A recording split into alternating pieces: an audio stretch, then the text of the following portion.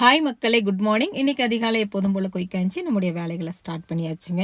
நம்ம area climate பார்த்தீங்கன்னா சரியான பனிங்க. டிசம்பர் மாதம் -டிகிரிலாம் ஆச்சு பார்த்தீங்களா? அந்த மாதிரி இப்போ குளிர் இருக்குது. பிப்ரவரியில் இந்த மாதிரி ஒரு குளிரை வந்து நாங்கள் பார்த்ததே இல்லை. பயங்கர குளிர்.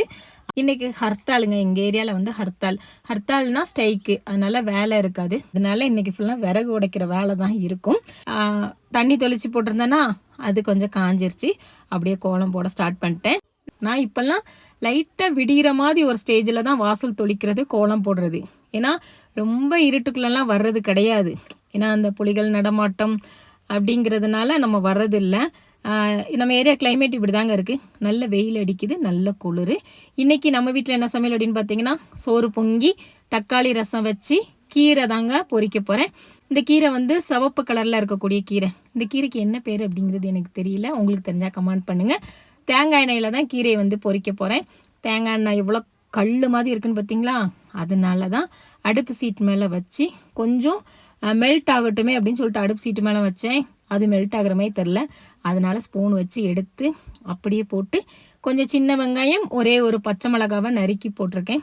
அப்படியே வதக்கிட்டு இதை அப்படியே எடுத்து எண்ணெயிலே போட்டு தேங்காய் எண்ணெயில் கீரை பொரிச்சோன்னா ருசி வந்து இன்னுமே அதிகமாக இருக்குங்க.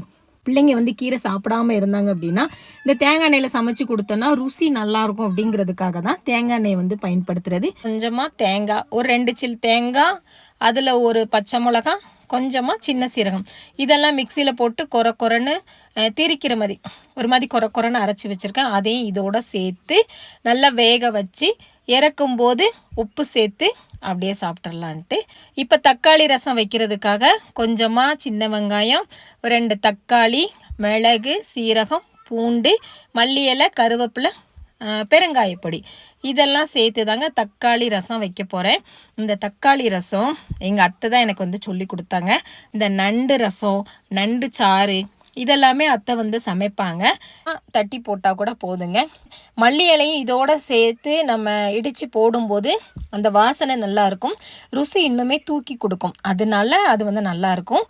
ஏன்னா ரொம்ப மையாக அரைச்சோன்னு வைங்களேன், அவ்வளோவா நல்லா இருக்காது. கொஞ்சம் இந்த மாதிரி கொரன்னு அரைச்சோன்னா சூப்பராக இருக்கும்.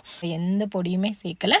மஞ்சள் பொடி சேர்த்து இப்போ இதுக்கு கல் உப்பு சேர்த்து அதையும் பிணைஞ்சி அஞ்சிருச்சா. அது கூடவே கடுகு மட்டும் சேர்த்துட்டு விளைஞ்சி வச்சுருக்கோம் இல்லையா மசாலா கூட்டு, அதையும் இதோடு சேர்த்து உப்பும் சேர்த்துட்டோமா, அதனால ருசி நல்லாயிருக்கும்.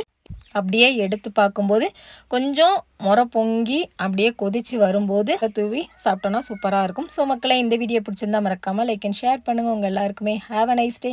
தேங்க்யூ.